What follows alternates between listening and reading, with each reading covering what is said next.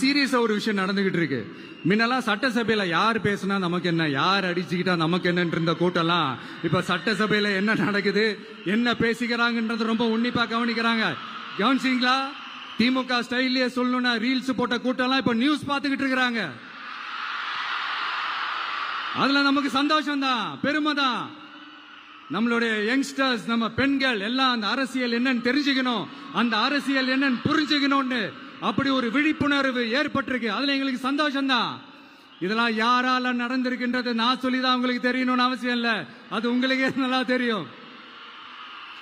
இப்படிப்பட்ட நம்ம தெய்வங்களை, இப்படிப்பட்ட நம்ம மக்களை தற்குறின்றது இன்னமும் சொல்லிக்கிட்டு இருக்கிறாங்க. நான் காஞ்சிபுரத்தில் சொன்னதை தான் இங்க நான் திரும்பவும் ரிப்பீட் பண்றேன். நீங்க தற்குறின்னு சொன்னீங்களே, அவங்க தான் உங்களோட அரசியல் வாழ்க்கையே ஒரு கேள்விக்குறி ஆக்கி இருக்கிறாங்க.